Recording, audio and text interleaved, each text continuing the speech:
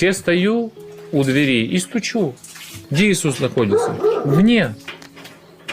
Вне. Почему? Потому что проблема с сердцем, проблема с ушами, проблема с глазами. Глаза на чем-то другом сосредоточены.